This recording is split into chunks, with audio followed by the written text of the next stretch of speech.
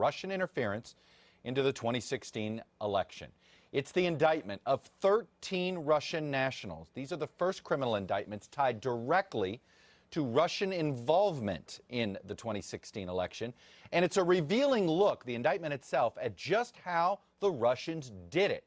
In a few minutes, we're going to hear from Deputy Attorney General Rod Rosenstein. He'll appear before cameras at the Justice Department to go through this indictment and what can only be called a hastily arranged news conference announced literally just about 25 minutes ago. My colleague Tom Costello is here with me in Washington. He and I have been racing through this indictment, learning a lot of stuff. Tom, share some of the highlights in this indictment.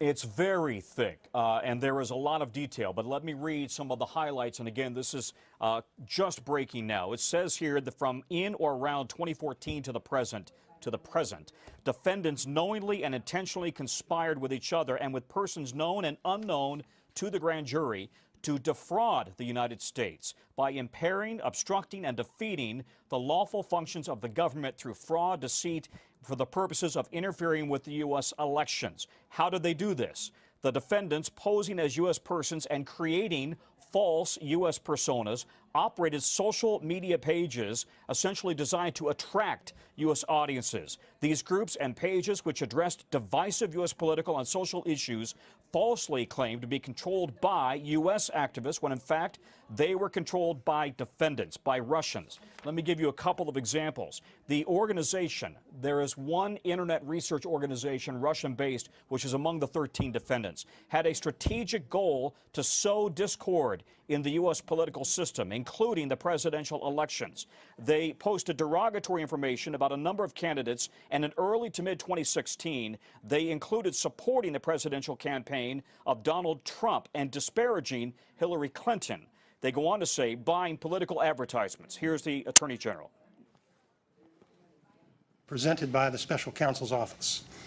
The indictment charges 13 Russian nationals and 3 Russian companies for committing federal crimes while seeking to interfere in the United States political system, including the 2016 presidential election. The defendants allegedly conducted what they called information warfare against the United States, with the stated goal of spreading distrust towards the candidates and the political system in general. According to the allegations in the indictment, 12 of the individual defendants worked at various times for a company called Internet Research Agency, LLC, a Russian company based in St. Petersburg. The other individual defendant, Yevgeny Viktorovich Prigozhin, funded the conspiracy through companies known as Concord Management and Consulting, LLC, Concord Catering, and many affiliates and subsidiaries. The conspiracy was part of a larger operation called Project Lakta. Project Lakta included multiple components, some involving domestic audiences within the Russian Federation and others targeting foreign audiences in multiple countries. Internet Research Agency allegedly operated through Russian shell companies. It employed hundreds of people in its online operations, ranging from creators of fictitious personas to technical and administrative support personnel with an annual budget of millions of dollars. Internet Research Agency was a structured organization headed by a management group and arranged into departments, including graphics, search engine optimization, information technology, and finance departments. In 2014, the company established a translator project focused on the United States. In July of 2016, more than 80 employees were assigned to the translator project. 2 of the defendants allegedly traveled to the United States in 2014 to collect intelligence for their American influence operations. In order to hide the Russian origins of their activities, the defendants allegedly purchased space on computer servers located here in the United States in order to set up a virtual private network. The defendants allegedly used that infrastructure to establish hundreds of accounts on social media networks such as Facebook, Instagram, and Twitter, making it appear that those accounts were controlled by persons located in the United States. They used stolen or fictitious American identities, fraudulent bank accounts, and false identification documents. The defendants posed as politically and socially active Americans, advocating for and against particular candidates. They established social media pages and groups to communicate with unwitting Americans. They also purchased political advertisements on social media networks. The Russians also recruited and paid real Americans to engage in political activities, promote political campaigns, and stage political rallies. The defendants and their co-conspirators pretended to be grassroots activists. According to the indictment, the Americans did not know that they were communicating with Russians. After the election, the defendants allegedly staged rallies to support the president-elect while simultaneously staging rallies to protest his election. For example, the defendants organized one rally to support the president-elect and another rally to oppose him, both in New York on the same day. On September 13th of 2017, soon after the news media reported that the special counsel's office was investigating evidence that Russian operatives had used social media to interfere with the 2016 election, one defendant allegedly wrote, quote, "We had a slight crisis here at work. The FBI busted our activity. So I got preoccupied with covering tracks together with my colleagues," end quote. The indictment includes 8 criminal counts. Count 1 alleges a criminal conspiracy to defraud the United States by all of the defendants. The defendants allegedly conspired to defraud America by impairing the lawful functions of the Federal Election Commission, the United States Department of Justice, and the Department of State. Those organizations of the U.S. government are responsible for administering federal requirements for disclosure of foreign involvement in certain domestic activities. Count 2 charges conspiracy to commit wire fraud and bank fraud by Internet Research Agency and 2 of the individual defendants. And counts 3 through 8 charge aggravated identity theft by Internet Research Agency and 4 individuals. Now, there is no allegation in this indictment that any American was a knowing participant in this illegal activity. There is no allegation in the indictment that the charged conduct altered the outcome of the 2016 election. I want to caution you that everyone charged with a crime is presumed innocent unless and until proven guilty in court. At trial, prosecutors must introduce credible evidence that is sufficient to prove each defendant guilty beyond any reasonable doubt to a unanimous jury. The special counsel's investigation is ongoing. There will be no comments from the special counsel at this time. This indictment serves as a reminder that people are not always who they appear to be on the internet. The indictment alleges that the Russian conspirators want to promote discord in the United States and undermine public confidence in democracy. We must not allow them to succeed. The Department of Justice will continue to work cooperatively with other law enforcement and intelligence agencies and with the Congress to defend our nation against similar current and future efforts. I want to thank the federal agents and prosecutors who are working on this case for their exceptional service, and I'll be happy to take a few questions. Is there concern that this indictment undermines the outcome of the election? What I've identified for you are the allegations in the indictment. There's no allegation in the indictment of any effect on the outcome of the election. Jessica. On page 4 of the indictment, paragraph 6, it specifically talks about the Trump campaign, saying that defendants communicated with unwitting individuals associated with the Trump campaign. My question is, later in the indictment, campaign officials are referenced, not by their name, by campaign official 1 or 2 or 3. Were campaign officials cooperative, or were they duped? What was their relationship with this? Again, there's no allegation in this indictment that any American had any knowledge. And the nature of the scheme was that the defendants took extraordinary steps to make it appear that they were ordinary American political activists, even going so far as to base their activities on a virtual private network here in the United States. So if anybody traced it back to that first jump, they appear to be Americans. Catherine. One more question. Have you had any assurances from the Russians that they will provide these individuals for prosecution? No communication with the Russians about this will follow the ordinary process of seeking cooperation and extradition. Thank you very much. Heard it. That was the Deputy Attorney General, Rod Rosenstein, and he is the person, because the Attorney General, Jeff Sessions, has to recuse himself from all things having to do with the Russia investigation. It is Rod Rosenstein, the Deputy Attorney General, that oversees what we essentially in shorthand call the Mueller probe. And what you just heard today is the cleanest and clearest explanation of how the Russians interfered in the 2016 election. And if you read the indictment, it is essentially a bit of a page turner in how they did it, how they infiltrated social media, how they duped American citizens, and how they tried to cover their tracks. Let's go to the White House first. Kristen Welker is there. And Kristen, the word hoax is in my head over and over. This is not a hoax from the Department of Justice right now. Does the White House acknowledge that the idea of Russian interference is no longer a hoax? Well, I can tell you that the talking point, Chuck, right now out of the White House is that the way in which this entire process is being handled, and this is from one White House official, underscores that they see President Trump as a part of the process, not a part of the problem. This White House official telling me that President Trump was briefed personally by Rod Rosenstein as well as FBI Director Christopher Wray at the White House earlier today. Now, in terms of that issue, President Trump has consistently referred to the Russia probe as a hoax. We've consistently pressed the White House to say, do they now acknowledge this is legitimate? So far, you haven't had that from the president himself, Chuck. You have a number of top officials here trying to choose their words very carefully to say that they respect the process and they want it to be concluded as quickly as possible. But there is no issue that gets under the president's skin more than the Russia probe. He sees this as potentially delegitimizing his election.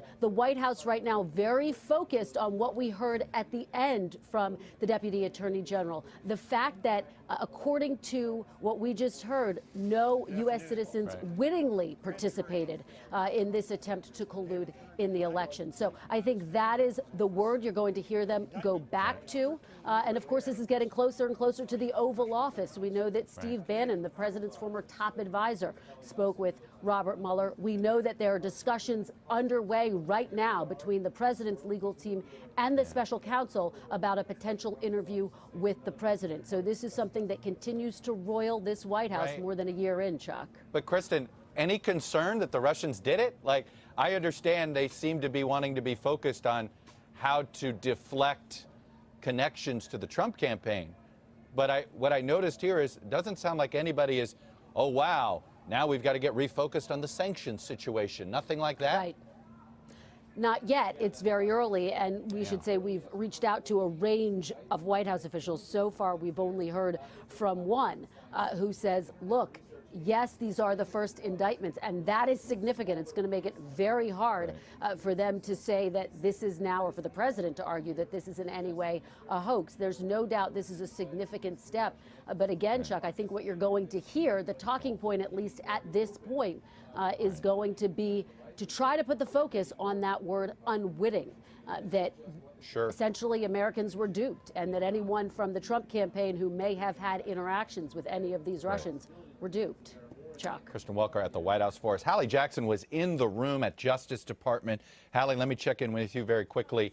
Right at the end, the Deputy Attorney General was asked, do we have any assurances that the Russians are going to turn over these folks? It sounds like the way he worded it was a glorified way of saying that it's not going to happen. But what do you know? Yeah, I mean, you heard the same thing from Deputy Attorney General Rod Rosenstein there, Chuck, on that topic and on what happens next. And I do think that there is still a critical question that has not been answered yet, which is what is this administration doing to make sure this does not happen again in the midterms, just a few months from now, and in 2020? It is not clear what steps have been taken. You hear from, for example, the Department of Homeland Security. You hear from the White House in our interactions with folks at the West Wing that they are working on this. But this is, I think, underscores and clarifies what a critical issue this will be for the elections coming up down the road. I also want to point out one other thing, because the Deputy Attorney General was pressed on the idea, as you and Kristen have been talking about, that no American had wittingly known about the Russian interaction here. But Remember his words here. He talked specifically about, in this indictment, these specific allegations, and I think that that is worth noting. Also worth noting, he gave the same response when asked about this potentially altering the outcome of the election. Again, in this indictment, in these allegations here, Chuck. I'm so glad you pointed out that phraseology. I picked up on it too. He kept saying, this indictment says, this indictment says. There was no conclusion drawing by him at all. Hallie Jackson, thanks very much. Let me go back to Tom Costello. Tom, I know you've been reading more of this. Well, the scope of this is astonishing. The scope is so big. Go ahead. It is. No, it does seem to be. It is Facebook finally coming clean at some point that seemed to unlock a whole bunch of avenues here for the Justice Department. The allegation here is that the Russians took full advantage of U.S. social media, not only Facebook but Twitter, that they used election-related hashtags, Trump 2016, hashtag Trump train, MAGA, Make America Great Again, I Won't Protect Hillary, hashtag. All of these were specifically used, it says here, quote, to use any opportunity to criticize Hillary and the rest, quoting the Russian operative, also encouraging minorities not to vote, encouraging the notion that there was widespread voter fraud.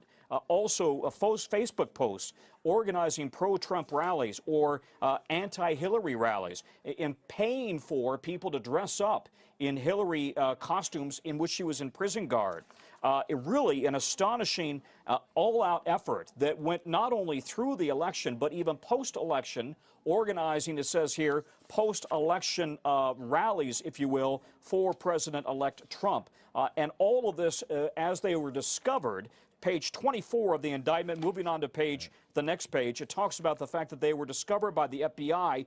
I'm quoting now a Russian operative quoted in the indictment. We had a slight crisis here at work. The FBI busted our activity. Not a joke. I got preoccupied with covering tracks together with our colleagues. I created all these pictures and posts, and the Americans believed that it was written by their people. Quoting a Russian operative there on page 24 of the indictment once the FBI was onto them. The scope of this is absolutely astonishing, how hundreds of various accounts to create potentially thousands or more posts, fake posts on Twitter and Facebook to manipulate the election.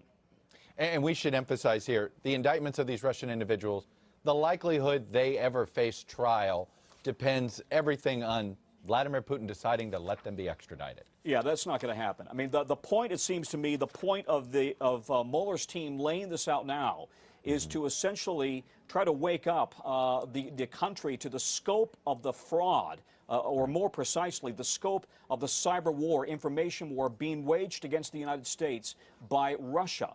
In the view of many cyber experts I've talked to over the past year or so, and I got to say I've been immersed in this in an academic pursuit as well over the last 6 months, we are in fact engaged in an all-out cyber warfare with the Russians, and we're very much not even playing on the same field that they're on. Well, we're playing by a certain set of ethics. That's right. I think that they might not be playing on. Tom Costello, thank you very much. One last word. Let me go back to Hallie Jackson. This indictment, it seems to me, Hallie, is Mueller essentially showing the country this is how we did it, and now, okay, lawmakers, it is up to you to punish the Russians here. Is the president ready to start actually punishing them with sanctions? Remember what the president has said up to this point so far, Chuck, which is when asked about Russian interference in the election, after months of being pressed, he said, yes, it may have been the Russians and it may have been other countries as well. There is no evidence of that today.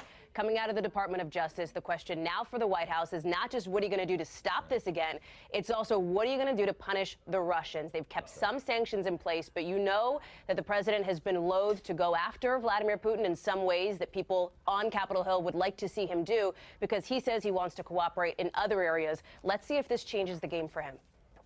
We shall see, and let's see if this changes the game with a lot of people that have been quietly supporting him. Hallie Jackson at the Justice Department for us. For Tom Costello, Hallie Jackson, Kristen Welker, extraordinary developments and fascinating new details in this story today. It's unfolding now. It's been unfolding for well over a year, clearly far from over, but this is not a hoax.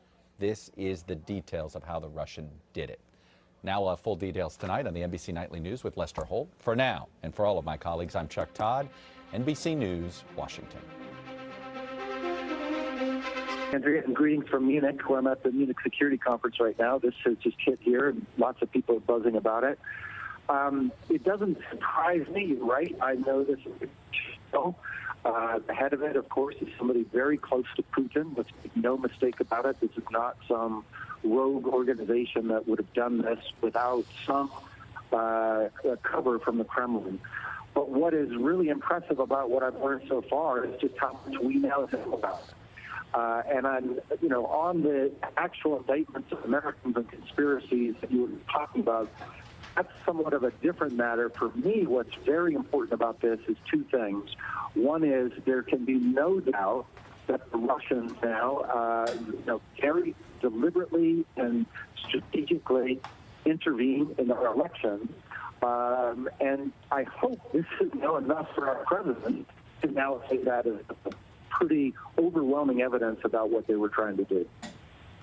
And Mike McFaul, Matt Miller is still with us. Matt Miller, having been at the Justice Department, is it unusual that the president would only have been briefed today on this? It's very unusual for an indictment like this. Look, on a normal criminal indictment, the White House is not briefed in advance unless it's something that's going to make a lot of news. Then you might tell the president the morning of.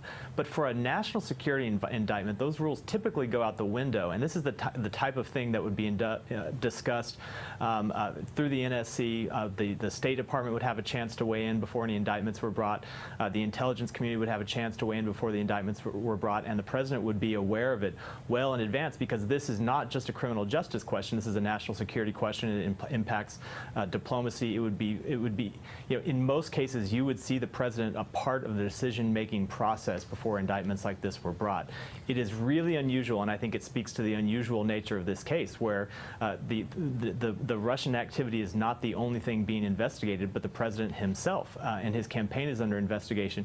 It just shows how unusual this is, that in a case of major national security significance, because let's not forget, the Russians could retaliate over these indictments. We have seen them do that in the past when the U.S. takes action like this. That the President of the United States was only briefed this morning, that is highly unusual.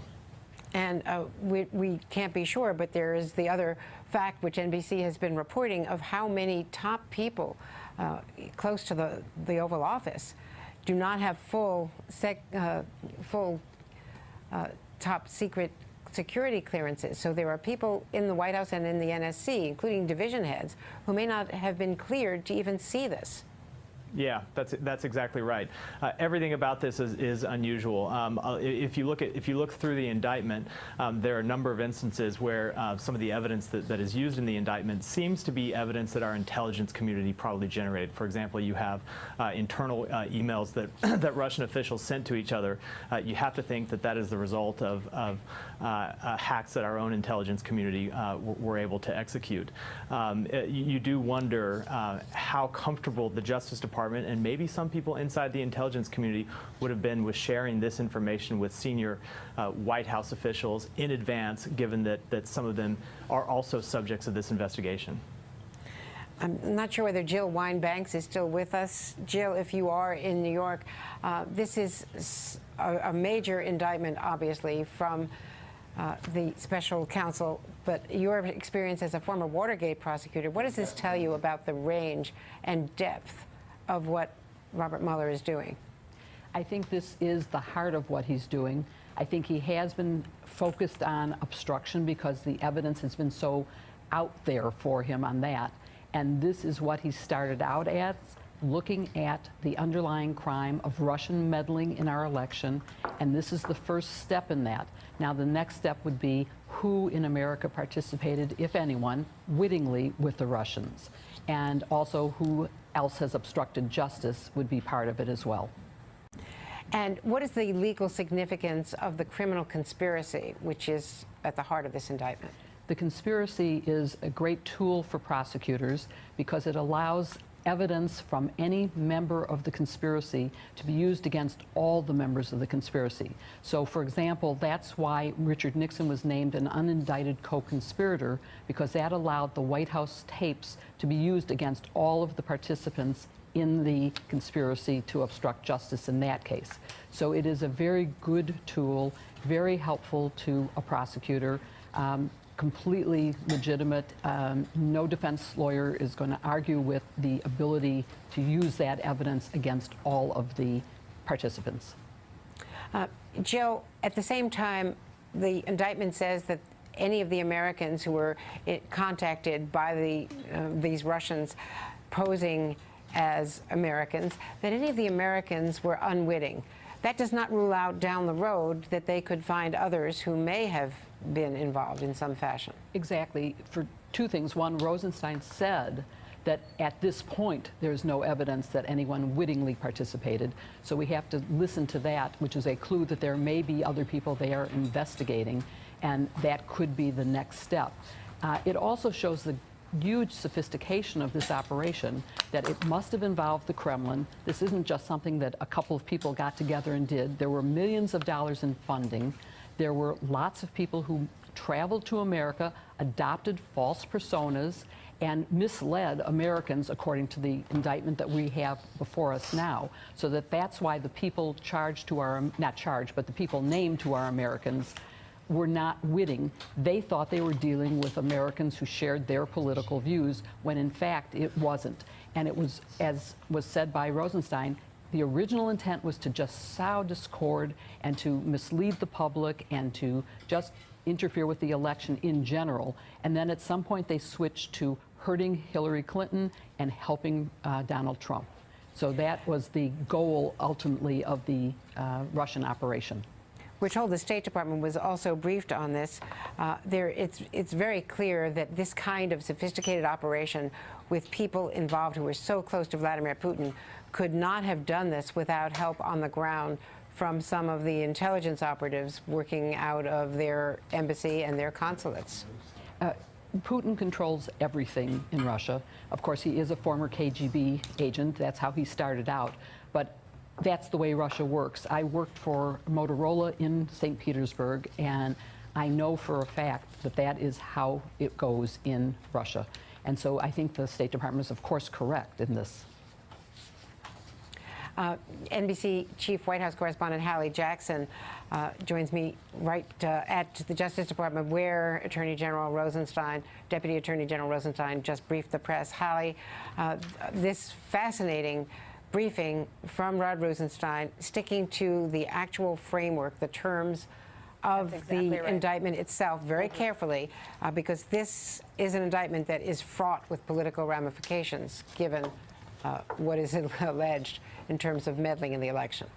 And you saw Rod Rosenstein, to put it colloquially, Andrea, hoping to not sort of step outside the lanes, step outside the bounds of what he was here to talk about, repeatedly referring, and I think you hit the nail on the head, to this indictment when he was asked specifically about, for example, whether this altered the outcome of the election, whether any Americans wittingly, that's a critical word there, wittingly cooperated. He said there's nothing in these allegations, in this indictment, that reflects that. But again, sticking to the scope of what he had in front of him. There are still some real questions now that this administration has to answer relating broadly to what stops Russia from doing this again in 2020, what stops them from doing this again 6 months down the road, 7 months down the road in the midterm elections here this year.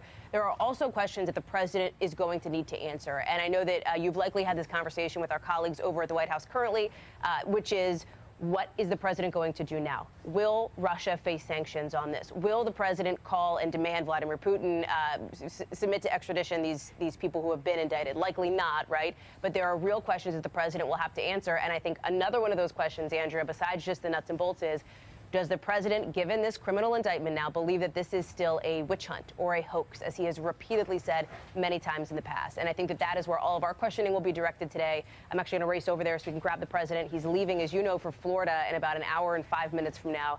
There will be an opportunity for reporters to shout questions at him, and I imagine it will be a packed South Lawn.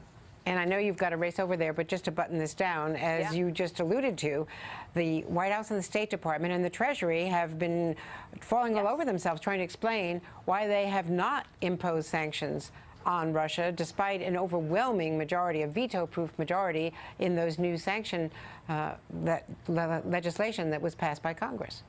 And the Treasury Secretary, others have pointed to some sanctions that are still in place against Russia, sanctions that have been already put in place.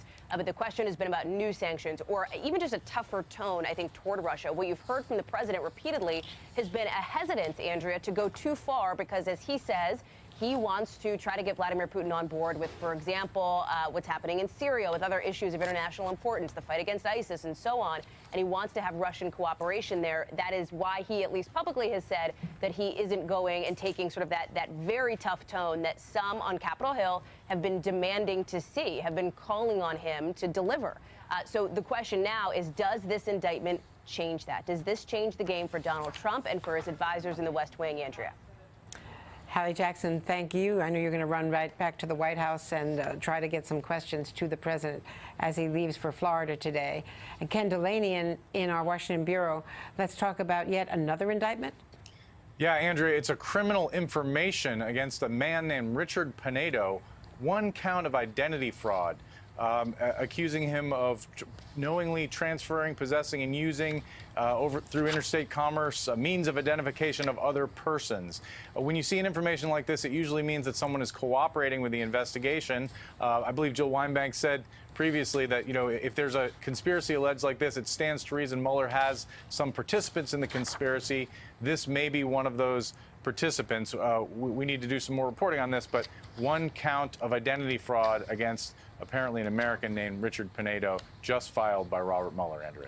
And apparently it is, I'm reading it now, just as it was handed to me, but he has pleaded guilty to this. So there are clearly some conversations going on. I see it now. There's a plea agreement also filed. Yep. So he has pleaded guilty. There is a plea agreement. Let's see if we can see the date of this. February 2nd, 2018. And then he's stipulating to a number of facts here in this plea agreement. We'll take a look at it, Andrea. Well, we will continue with that. And just to bring everyone up to date, I'm Andrea Mitchell in Washington. Continuing our breaking news coverage, Special Counsel Robert Mueller has handed down new indictments against 13 Russian nationals and 3 Russian entities. The Deputy Attorney General made the announcement last hour. The indictment says Russian operatives worked to support the campaign of Donald Trump and to disparage or denigrate the campaign of Hillary Clinton. Joining me here on set is Carol Lee, one of our political and investigative reporters. Carol, this is a remarkable document as you've been able to go through it, because what it alleges is that there was grassroots operations, that these Russians were operational through false identities on the ground here in the U.S., holding rallies, staging other operations, not just working through social media from someplace overseas. Yeah, you're absolutely right. It's essentially a Russian infiltration of the American tradition of political activism.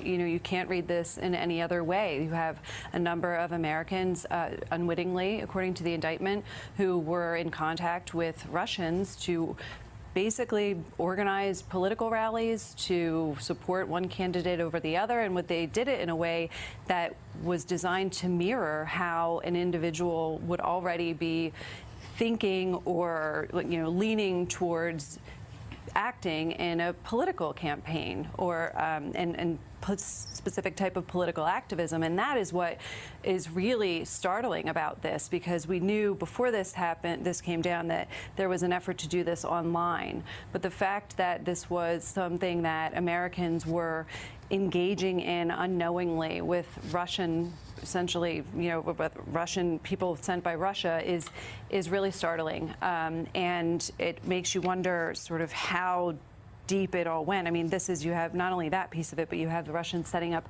servers in the United States, spending $1.25 million on this operation, employing, you know, hundreds of people, everyone from people to engage with someone like you, who's, or anyone who's thinking about doing something politically active, and to having people, you know, do tech support. So this is really more detail than we've seen, and I think it's going to take some time for everyone to go through it and just grasp exactly what's all in here. And one of those people going through it is NBC News investigations reporter Tom Winter, joining me by phone. Tom, you've been able to read through more of this indictment. Yeah, so it appears that the individual, and we should be clear here, Andrea, this is another person who is now wrapped up in the Mueller case. His name is Richard Pinedo. He's 28 years old, and he has signed a plea agreement with the Office of Special Counsel. He has pled guilty. He did so on the 2nd of February of this year, and the charges pertain to, allegedly pertain to his allegedly pertain to his involvement as far as getting compromised identities and compromised bank accounts. We know from the plea agreement, and this is significant, and we can now report this, that Pinedo is cooperating with the Office of Special Counsel. That's according to the terms and conditions of his plea agreement, and so he'll now be expected to assist the Office of Special Counsel. If we look at how Mueller's team has done this in the past, when they've put out a cooperator, they've put that person out who may have been involved in some of the other previous indictments or other things that they've announced.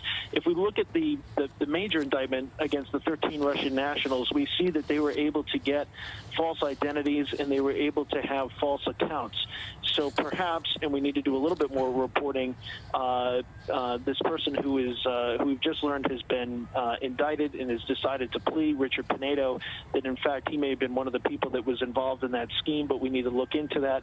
Either way, as I said, he has chosen to plead guilty to a several-page criminal information, so that's going to state the facts that he agrees that with the prosecutors and the things that he did, and in addition is cooperating. So that's a little bit of new news. I was listening to you and Ken as we're obviously all going through right now over 50 pages of documents that we've received in just the last hour and 15 minutes from the Office of Special Counsel, and we now have another person who's coordinating in that investigation. One other thing that I might mention, Andrea, going back to the indictment involving the 13 Russian nationals, that was signed directly by Robert Mueller himself.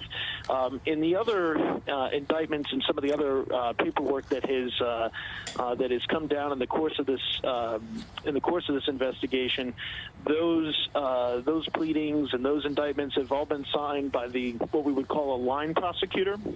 That's a prosecutor that's working for Mueller that will actually be charging that case. In the 37-page indictment against the 13 Russian nationals, Mueller himself signed it. So I mentioned that as a point of color, but obviously we have a lot of activity here this afternoon with yet another person now cooperating with Mueller's team, and one of the people that's cooperating with his team is, of course, retired Lieutenant General Michael Flynn. So the people that are coordinating are starting to add up for Mueller's team. Tom Winter with that very useful information as well. Ken Delaney, as you continue going through these indictments, and Ari Melber as well. I want to bring in Ari first as an attorney. Ari, what is what Robert Mueller has done today tell you about the state of play of his investigation? Today, February 16th, is a dividing line in this probe and more widely in our understanding of Russians' efforts to meddle in the U.S. election. Because today, you have Robert Mueller, and in that dramatic, although at times understated press conference by his boss, Rod Rosenstein, a Trump official, a Trump appointee, you have a statement from the U.S. government itself alleging exactly the nature of the plot, naming names of Russian nationals and Russian entities with direct lines, financial and otherwise, to the Kremlin, to Vladimir Putin, to exactly some of the instrumentalities and federal laws they say they broke to basically have a conspiracy to try to impact the election. As Rosenstein was quick to point out, that does not mean that the outcome of the election was changed. That's not a knowable thing in the eyes of the law anyway, really. But this is a hugely significant turning point. You think about all the times we've heard the president say, who knows what happened? Well, Bob Mueller and Rod Rosenstein today are saying they know, and it was Russia. And not only that, moments ago, what you have just been reporting on, this heretofore unknown individual, Mr. Richard Pinedo, is a U.S. person. So our headline right now, Andrea, today, this Friday, this incredible piece of news that affects law, politics, and our society is something Bob Mueller knew that apparently no one else did, because it was all the way back February 2nd, where we see Richard Pinedo basically pled guilty to this type of identity fraud, and the implication here that we're unraveling is that he did it in concert with these Russians. And that brings me to a final point, Andrea. One of the key lines in today's indictment of those Russians says that they conspired with individuals both known and unknown to the grand jury. That is significant because it means that there are people that Bob Mueller has effectively flagged as co-conspirators, and there are other people, according to the government, that he has flagged to himself and to his investigators, but not yet to the grand jury, and certainly not to those of us covering it on the outside. So that would suggest a criminal process here that has more shoes to drop. And when you talk about more shoes to drop, we know or suspect, according to reports and according to our own inferences from what people have said, that Mueller is also engaged in ongoing negotiations, or Mueller's people, with one of those who was indicted previously, and that is the deputy to Paul Manafort, Mr. Gates. That's right. There has been a hotbed of observation and what I would call informed speculation, given the dramatic changes that Mr. Gates made to his legal team. And so if he becomes another cooperator, let's take a step back. You have high-profile individuals like Mr. Flynn cooperating. You have more peripheral or low-profile individuals like Mr. Papadopoulos cooperating. You have the potential cooperation of Mr. Gates. That would make 3 out of 4 out of people linked to the Trump campaign. You have a new person that no one had ever heard of until this hour, Andrea, this breaking news of Richard Pinedo. He has pled. He is cooperating. Now, he is not in a position to know a lot about any potential alleged international collusion, but he is in a different position that investigators care a lot about. He's in a position to know exactly who was moving the money and whether they were Russians abroad or Russians inside the United States and whether they had other help or not and who was on those emails. I mean, this is, at the end of the day, a digital conspiracy in part. And that means if you have people who know where the digital records are, that is a treasure trove for investigators. And Gates, if Gates, Ari, does turn and becomes a cooperative witness, that can open the door to increasing a great deal of pressure on Paul Manafort. That's right.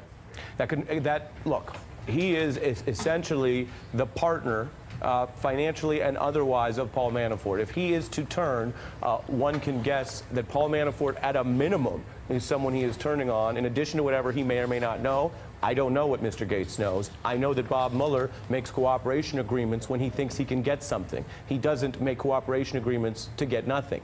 And that's just how it works legally. So Mr. Gates could have information on Mr. Manafort, on other individuals in the Trump orbit, or again, because we talk so much about the campaign part of this, he may just have other information about individuals. In other words, take a step back from the politics. It appears that Mr. Pinedo has pled guilty to helping Russians conspire to defraud the United States, that's the legal term, or to help impact our election. So most people, I think, certainly people in the law, but most people in general would say that's a bad thing. Let's catch that American. I don't know Mr. Pinedo's politics. I don't know why he did what he did. But Bob Mueller and Rod Rosenstein, a Trump appointee, again, I mentioned, obviously think he has to pay for what he did, and he is now cooperating. So it goes to who was helping, and were they U.S. persons? Were they Americans? Were they politically involved? Another thing I was going to flag as I was reading through this, it's very notable that there's only 2 candidates that Mueller states were basically the intended beneficiaries of this Russian operation,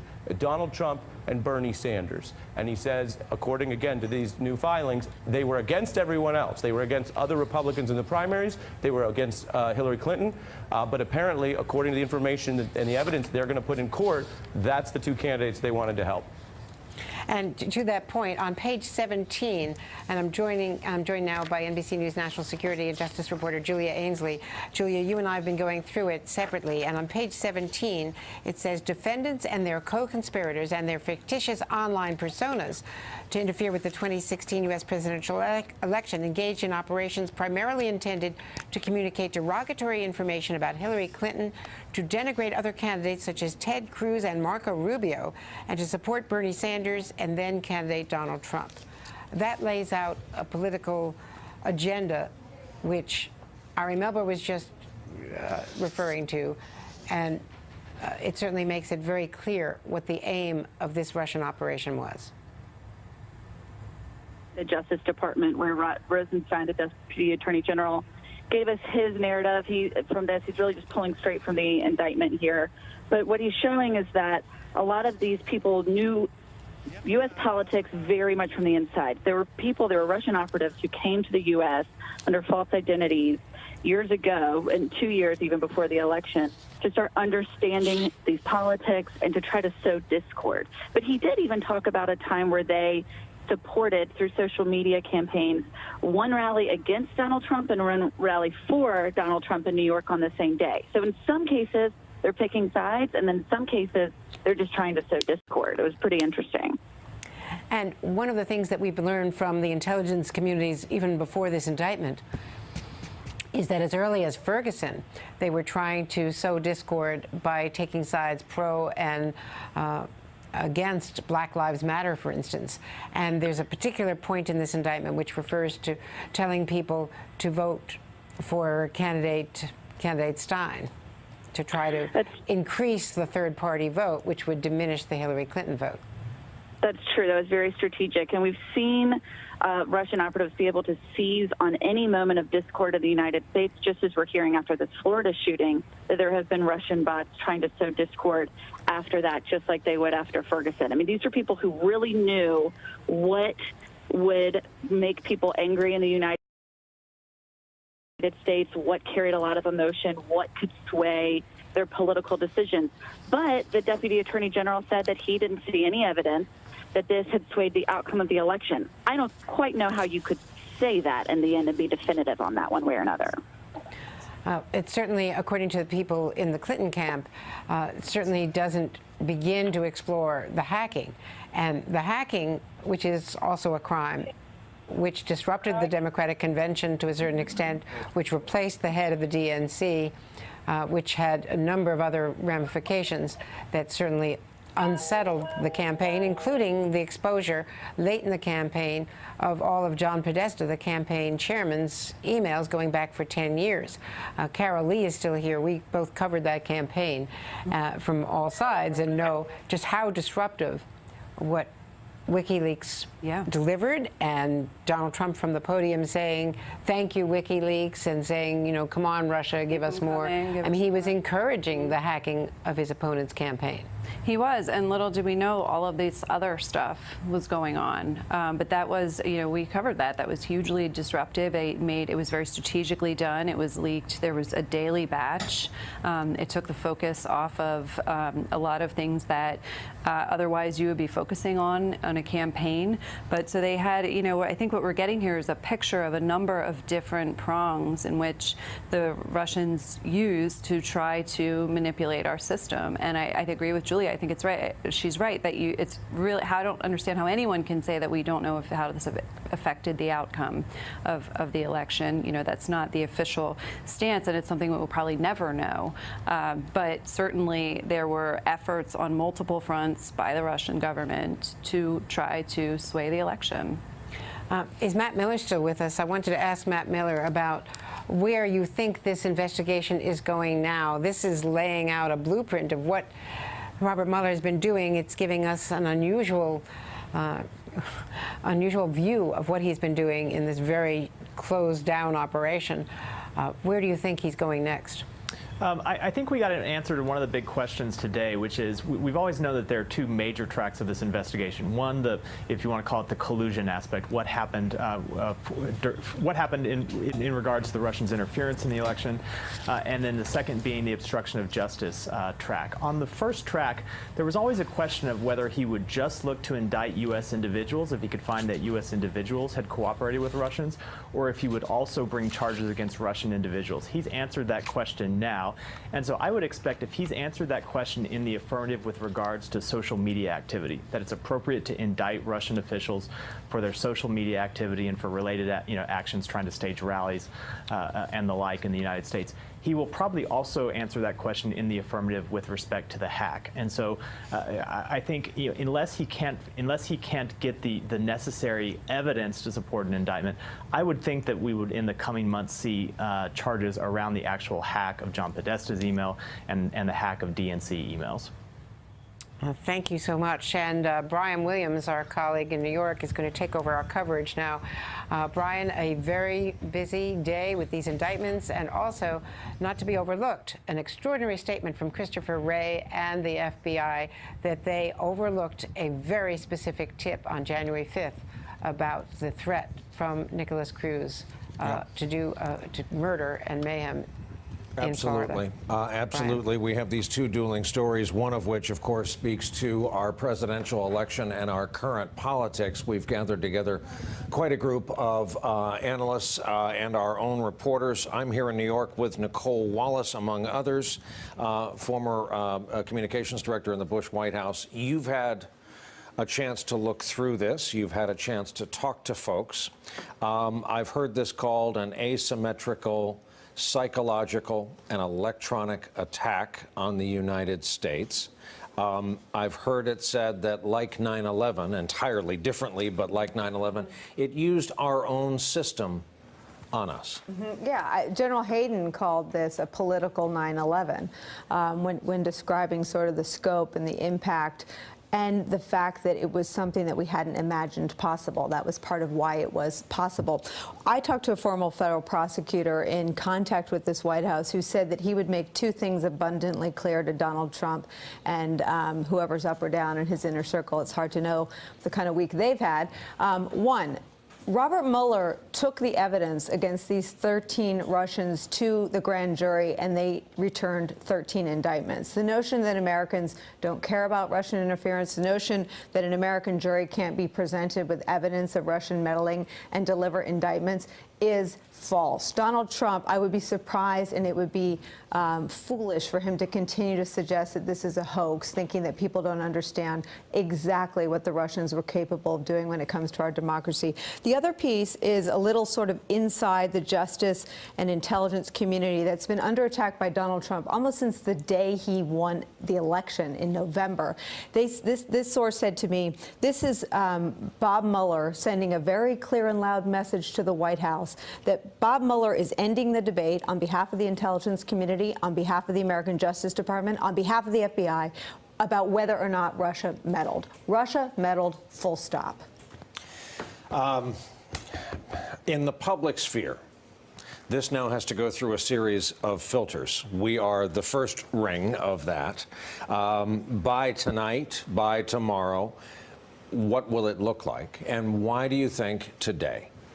Listen, I think that with every new wrinkle in the Mueller probe, we have more questions, not more answers. I mean, I remember being on the air when George Papadopoulos, and you and I have talked about this on and off the air, the guilty plea from George Papadopoulos didn't answer any questions. It just raised new ones. Well, who did George Papadopoulos tell about his contacts with Russians?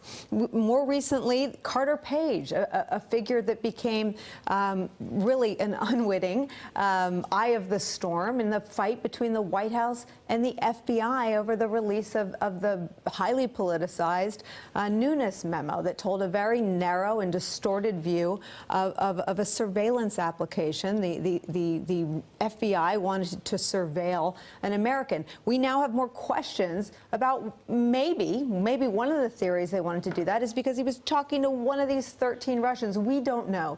But in terms of how this gets filtered down, it is possible that there are more questions than answers after today. Two questions before I bring a former assistant director of the FBI in. If you're a communications director in this White House, what do you think they'll say, and what would you counsel them to say? Well, listen, the communications director in this White House, wittingly or unwittingly, is a witness in the special counsel investigation. So I don't know if that hampers her ability to counsel the president. In the Bush White House, when there were people who were witnesses in the Valerie Plame leak investigation, they didn't counsel the president on how to respond on the day that Pat Fitzgerald delivered the indictment of Scooter Libby. So I don't even know if this White House communications director is acting as an advisor to this president when there is breaking news from the special counsel. So I don't know who has the job of telling the president how to respond to news like this. In the White House in which I worked, I would have been recused if that was me. But whoever is advising him, I think would be wise to take this former prosecutor's advice to heart. I also think that Rod Rosenstein in his press conference was not speaking to the nation. He was speaking to the president, because he said over and over again, there is nothing in these indictments that suggests that anyone on the Trump campaign knew, and there is nothing in these indictments that suggests that they did anything wrong. I don't think I think that is a message and a reassurance needed by one person, Donald Trump. Kristen Welker is at the White House. Kristen, the president is getting ready to fly down to Florida. What do we know? Well, we're hoping we're going to get to shout some questions at the president as he departs, Brian, and get his actual reaction to these 13 indictments. What we know so far is that he was briefed earlier today at the White House personally by the Deputy Attorney General Rod Rosenstein and by FBI Director Christopher Wray. I spoke with one White House official who said, look, that's an indication that they see him as a part of the process, not a part of the problem. Of course, that is subject to interpretation. We also know, Brian, that this is a president who has consistently referred to the Russia probe as a hoax. He has said there has been no collusion. So the question becomes, does he still see it that way? How can he still make that case given these 13 indictments? It becomes almost impossible. We've gotten a very different message from his legal team, which has said, look, we want to cooperate with the special counsel, Robert Mueller. In fact, we know that there are negotiations ongoing behind the scenes for a potential interview in some form with the president himself. Now, that may take on a written form. There may be a robust back and forth about how that's actually going to play out. But this is an investigation that has consistently gotten closer and closer to the Oval Office. One of his former aides, Steve Bannon, sitting for some 20 hours with the special counsel in recent days, and so have a whole host of other current and former top officials to this president. This is the one issue that gets under his skin more than anything else. Brian, he sees this as a way to delegitimize his election results, so there's no doubt that this is one more data point that will get under this president's skin, even as he has tried to focus on other issues like infrastructure reform and tax reform, dealing with the issue of immigration. Yet again, Russia front and center today here at the White House, Brian. All right, Kristen Welker at the White House. Again, the president preparing to fly to Florida. First, he has to get from the structure out to Marine One, and that is where reporters hope to ask him some questions, notably. And remember, White House staff, communication staff, works for the American people. We haven't heard from them since Tuesday of this week, and there are no plans as of this morning to speak to the press corps until Tuesday of next week because we have a holiday weekend coming up. Now, Frank Figliuzzi has been standing by to talk to us, former assistant director for counterintelligence at the FBI. Frank, I'm going to just turn it over to you and how you would term and describe what it is we're talking about today, what Rosenstein laid out. Thanks, Brian. So first, this indictment is really confirmation that all of us have been targeted by a foreign government in information warfare, and that the battlefield has been our own computer screens. We've been duped through social media into literally showing up at campaign rallies for who is now a person who's now the president of the United States, and we've done so like puppets at the direction of a foreign intelligence service. If you read the indictment, and every American should go on the internet and pull down this indictment and read it. It will read like a Tom Clancy novel, but it is real life intelligence operations today. And you need to understand that the Russian intelligence services built an apparatus with a budget of over $1 million, hundreds of staffers, departments and units and divisions, all aimed at one thing: throwing us into chaos and then ultimately trying to select our president for us. We are up against that today. It's the new normal, and we've got to fight back. And Brian, just days ago, you may recall that Secretary of State Tillerson said, in response to what do we do about the Russians and meddling and hacking and cyber, and he said, there's not really much we can do. They'll adapt and keep doing it. Mueller answered that today. There is something we can do. We can make it painful for them to continue to do this. Frank, two questions. Number one, how about paper ballots in the upcoming midterm elections, perhaps in locked boxes the way our elections used to be carried out state by state? And number two, it also seems to me, looking through this, they have taken advantage of the American mindset. There is a different mindset in this country as opposed to other countries. Russia comes to mind. And while we as a people, as we've matured, 2018, have become less trusting, we start from a baseline that was really vulnerable to hacking prior to this. Yeah, so a couple of thoughts here. There's another entity that's been indicted today that we're not talking about, and that's our social media, and that's Silicon Valley. Yep. And that's Facebook and Google and Twitter. And they need to step up to the plate and read this indictment and start acting like good corporate citizens, because talk about American trust and vulnerability. There are Americans who go online every night and assume that what they're seeing is gospel. It must be true. These are real people. And I'm here to tell you, read the indictment, they're not real. Remember, President Trump said, oh, the Russian thing may be a hoax. It could be some 400-pound guy sitting in his bed. Today we've learned it's not. It's a Russian intelligence operation. Let's bring in Chuck Rosenberg, former U.S. attorney, senior FBI official, former chief of staff to James Comey. Among other titles, he is currently our favorite, which is MSNBC contributor. Chuck, a leadoff question for you is, why indict Russians when Americans who may be skeptical of all of this business, looking for a takeaway, see this at the end of the day and think, I don't recognize any of these names. They're not living here. What teeth will this have? What do you think today is perhaps the start of? Well, there's a simple answer to that question, and there's a complex answer to the question. The simple answer, Brian, is that these Russians and the organization cited in the indictment broke U.S. law. And so there's sort of a binary choice for prosecutors when that happens. You either charge them or you don't. And they decided to. And I think that's the right choice.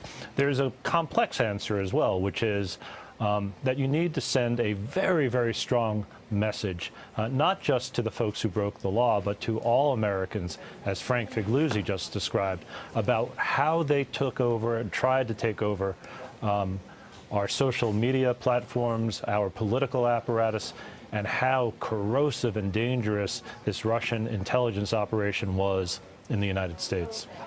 Chuck Rosenberg, we're sitting here in a studio in New York with four of us. All of us have phones in front of us. That is a new feature of American society. And back to mindset. I think most of us want to believe people. Most of us look for shiny, familiar brand names, the institutions we've grown up with. As we have more time to digest what has come out today, think about it, I think that's going to play a major part. And you are so right, you and Frank, to spread the blame across everything we consume electronically during the day. Well, that's right. I mean, look, I'm not trying to blame anyone other than the defendants, Brian, but to your point, the earth has shifted under our feet. And this is a roadmap to how that shift occurred.